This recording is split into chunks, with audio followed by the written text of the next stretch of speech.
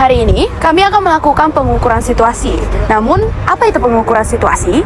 Pengukuran situasi dengan alat teodolit adalah proses pemetaan suatu area dengan mengukur sudut horizontal dan vertikal untuk menentukan posisi dan elevasi relatif dari berbagai titik di lapangan. Teodolit sebagai alat ukur sudut presisi memungkinkan pembuatan peta detail situasi yang akurat untuk berbagai keperluan, termasuk konstruksi, perencanaan tata ruang, dan survei topografi. Baik, di sini saya akan menjelaskan alat-alat apa saja yang dibutuhkan untuk melakukan pengukuran. Pertama, pastikan kalian sudah memakai jas lab. Jas lab sendiri digunakan untuk sebagai tanda pengenal kalian bahwa kalian berasal dari instansi tersebut untuk melakukan pengukuran. Selanjutnya saya akan menjelaskan alat-alatnya. Di sini ada papan, alat tulis, dan kertas. Di sini berfungsi untuk mencatat hasil data yang didapatkan setelah pengukuran. Kemudian selanjutnya ada HT. HT digunakan untuk komunikasi, mempermudah komunikasi sesama rekan pengukuran. Selanjutnya ada rambu. Rambu sendiri digunakan untuk alat bacaan saat menggunakan teodolit. Yang dibaca adalah bacaan atas, bacaan bawah, dan bacaan tengah. Selanjutnya ada nifo. Nifo sendiri untuk mengukur ketegakan rambu. Dan di sini ada unting-unting digunakan untuk centering alat dari teodolit tersebut. Kemudian selanjutnya ada metran. Metran di sini kita pakai untuk mengukur ketinggian alat. Dan ada payung juga untuk melindungi alat dari panas dan hujan. Selanjutnya di sini ada alat teodolit. Alat teodolit tersendiri adalah fungsinya untuk membaca sudut vertikal, sudut horizontal, dan baca rambu. Kemudian selanjutnya ada tripod. Tripod ini fungsinya untuk tempat berdirinya alat teodolit tersebut. Oke teman-teman, di sini kita mau pengukuran situasi. Yang pertama itu kita berdiri di titik P4, yaitu tempat berdirinya alat untuk mengukur sudut-sudut PUT. Di sini kita mau mengukur sudut-sudut PUT. Yang pertama ada di sini, di sini, di sini, di sini, dan di sini, dan di sini ya. Itu lokasinya di sana, ada di sana. Oke. Di sini saya akan menjelaskan bagian-bagian dari teodolit. Nah, yang pertama di sini kita ada nifo kotak. Nah, nifo kotak ini berfungsi untuk mengetahui ketegakan. Nah, selanjutnya di sini ada nifo tabung. Nifo tabung di sini berfungsi untuk mengetahui kedatarannya. Nah, selanjutnya di sini kita ada leveling screw. Nah, leveling screw ini untuk mengatur ketegakan dan kedataran nifo tersebut agar gelembung berada di tengah-tengah. Nah, selanjutnya jika sudah datar, di sini kita ada unting-unting optis. Nah, sini unting-unting optis ini berfungsi untuk mengetahui alat sudah berada di tengah-tengah titik apa belum. Nah, selanjutnya di sini ada screw horizontal. Nah, di sini screw horizontal untuk berfungsi untuk mengunci horizontalnya, dan di sini untuk bergeser kehalusan horizontalnya. Nah, selanjutnya di sini ada screw vertikal. Screw vertikal berfungsi untuk mengunci vertikalnya, dan di sini untuk bergeser kehalusan vertikalnya. Nah, di sini ada teleskop. Teleskop ini untuk membaca rambu ukur. Nah, terus yang ini ada untuk mengatur fokus agar rambu ukur yang kita baca sudah terlihat jelas atau belum. Nah, di sini untuk melihat jelas garisnya, di sini kita pakai yang ini. Nah, selanjutnya ini kita nyalakan. Nah, ini horizontal. Jika kita geser, horizontalnya akan berganti. Terus untuk vertikal kita nyalakan ini. Nah, jika kita naikkan dan turunkan, nah bacaan vertikalnya akan berubah-ubah. Baik, selanjutnya kita akan mendirikan alat. Yang pertama-tama kita siapkan tripod untuk tempat dudukan si teodolit. Kemudian kita kendurkan si skru-skru ini supaya ketinggian tripod bisa kita adjust. Nah, setelah itu kita posisikan si tripod ini untuk kita lebarkan tripod ini untuk mendirikan alat. Kemudian kita lebarkan, kita sesuaikan sekiranya si tripod ini sudah datar dan tegak lurus pada titik di mana kita akan mendirikan alat. Nah, setelah itu kita atur ketinggian si tripod ini sesuai dengan ketinggian orang yang akan mengukur. Kemudian kita kencangkan skru si tripod ini. Baik, setelah itu kita akan memasang alat teodolit tersebut. Nah, di bawah tripod ini ada skru untuk mengunci si teodolit ini supaya dia mengunci dengan si tripod. Skru ini harus kita pastikan keras dan mengunci dengan baik supaya si tripod ini berduduk atau berdiri dengan baik. Nah, setelah itu kita menggunakan gunting-gunting untuk mengecek apakah si alat teodolit ini sudah tegak lurus dengan berdirinya titik.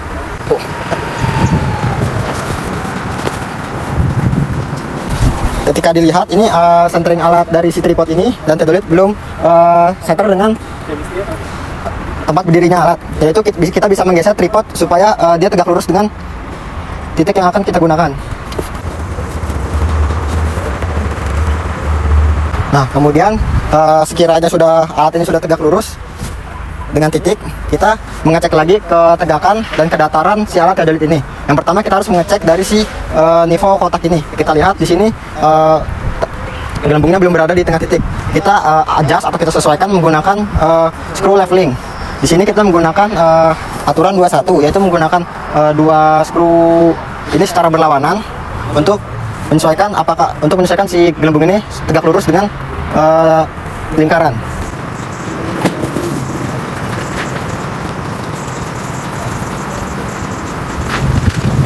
Ketika sudah lurus, kita adjust lagi screw yang satu ini supaya dia masuk ke tengah-tengah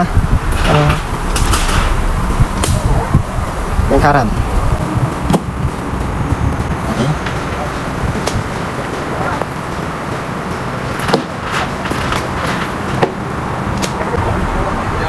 Nah, kita bisa lihat di sini bahwasanya gelembung sudah berada di tengah-tengah lingkaran. Ini menandakan bahwasanya si alat ini sudah tegak lurus.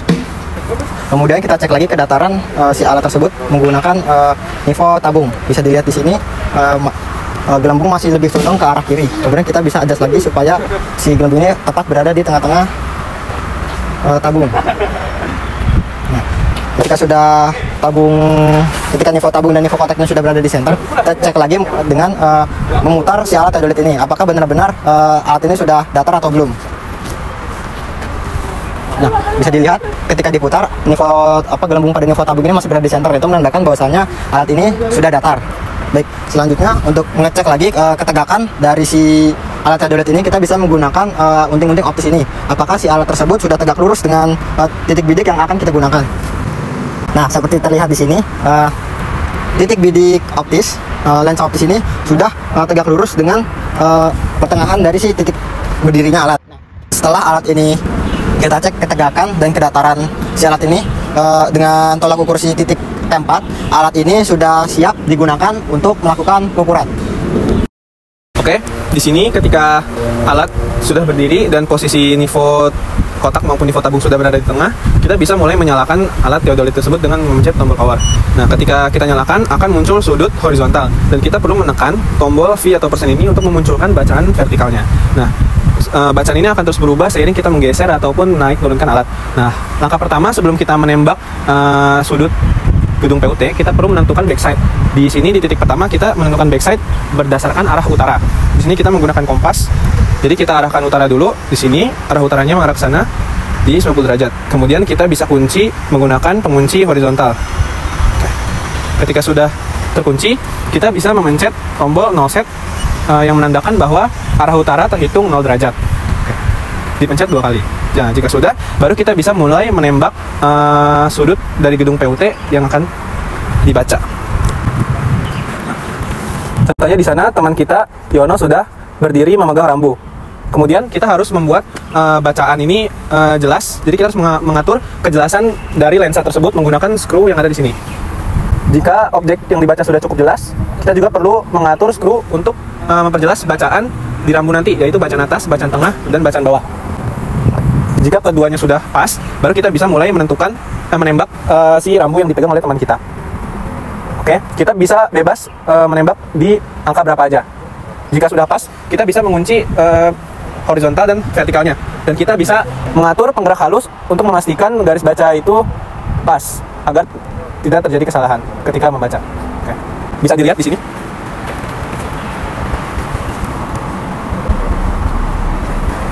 Jika sudah, kita bisa membaca bacaan atas, bacaan tengah, dan bacaan bawah. Yono, pastikan rambunya sudah berdiri dengan tegak dan tangan tidak menghalangi bacaan. Oke, jika sudah, kita bisa mulai membaca yang terbaca di rambu. Di sini bacaan atasnya terbaca 12/12/05. Bacaan tengahnya 10 pas. Dan bacaan bawahnya itu 07/95. Jika sudah, kita juga bisa mencatat sudut vertikal dan horizontal yang terbaca di alat teodolit tersebut. Sudut vertikalnya yaitu 92 derajat, 17 menit, 18 detik. dan sudut horizontalnya 42 derajat, 1 menit 24 detik. Dan kita bisa mulai mengukur ketinggian dari alat teodolit tersebut menggunakan meteran. Kita mengukur dari titik ini. Kita bisa baca di situ ada di 1 meter 33 cm. Nah, jika sudah, pastikan semua yang dibaca tercatat di dalam tabel perhitungan. Kemudian jika sudah, kita bisa mulai pindah ke bacaan sudut yang berikutnya, atau kita pindah untuk mengukur sudut gedung yang lain. Dan terus berulang sampai semua sudut terukur. Di sini saya akan menjelaskan bagaimana cara membaca bacaan pada rambu ukur. Nah, yang pertama, pastikan kalian memakai staff level untuk melihat ketegakan atau kelurusan dari si rambu ukur ini. Pastikan bahwa gelembung ini berada di tengah-tengah lingkaran atau di tengah-tengah nivo. Nah, selanjutnya kita bisa membacanya. Nah, dimisalkan bahwa si garis tengah di alat teodolit itu berada di sini. Nah, cara membacanya, setiap space atau setiap kotak ini bernilai 10 mili. Nah, misalkan dia berada di sini, berarti kita bisa hitung 10, 20, 30, 40, dan 50. Berarti dia ada di posisi 1, 1, 50. Baik, teman-teman, tadi kita sudah melakukan praktek pengukuran. Sekarang kita lanjut ke pengolahan data situasi. Baik, teman-teman, pertama kita siapkan dulu tabel Excel yang datanya itu meliputi letak alat, titik bidik, tinggi alat, keterangan, terus sudut horizontal, sudut azimut, sudut vertikal, bacaan rambu yang termasuk bacaan atas, tengah, dan bawah, kemudian jarak, terus selisih koordinat X dan Y, dan koordinat X dan Y. Baik, kemarin kita melakukan pengukuran tuh di 6 titik, yaitu mendapatkan hasil sudut horizontalnya itu seperti data yang sudah saya cantumkan di sini, dan sudut vertikalnya di sini, dan bacaan rambunya di sini. Baik, yang pertama-tama itu kita tentukan azimut dari setiap titik bidik yang kita baca, karena kita awalannya itu ke utara, ke titik 0, jadi kita azimutnya itu sesuai dengan sudut horizontal. Sudut azimut ini kita dapat dari mana? Yaitu yang derajat ditambah 3 dibagi 60 ditambah 51 dibagi 3600, hasilnya itu 39,0642. Kemudian kita menentukan jarak. Jarak ini didapatkan hasilnya itu dari bacaan atas dikurangi bacaan bawah, kemudian dikali 100, kemudian dikali sin jarak sudut vertikal, yaitu 92 ditambah 17 per 60 ditambah 31 per 3600. Hasilnya itu didapatkan 40,93 meter. Kemudian kita cari jarak selisih X-nya. Jarak selisih X-nya itu didapatkan dari jarak dikali dengan sin sudut azimut. Nah, untuk yang selisih X ini kita menggunakan sin, sedangkan yang Y kita menggunakan rumus cos. Komponennya sama, yaitu jarak dikali sudut azimut. Yang membedakan hanyalah sudut sin dan cosnya saja. Kemudian kita masuk ke koordinat. Cara memasukkan koordinatnya hanya cuman koordinat awal, yaitu T4 ditambah dengan selisih sudut yang ada di sini. Contoh, untuk sudut titik bidik 1, rumusnya itu yang koordinat X dari titik P4 ditambah selisih sudut X dari titik bidik 1. Kemudian yang Y-nya begitu pun juga sama, yaitu koordinat dari titik P4 ditambah dengan selisih koordinat dari titik 1 yang selisih Y. Begitupun selanjutnya, seterusnya pun sama, selisih sudut X-nya dari titik-titik bidik ini ditambah dengan koordinat dari si P4 ini. Setelah kita mendapatkan nilai dari koordinat X dan Y dari setiap titik bidik, selanjutnya kita akan melanjutkan ke penggambaran dana situasi. Di sini saya menggunakan software AutoCAD.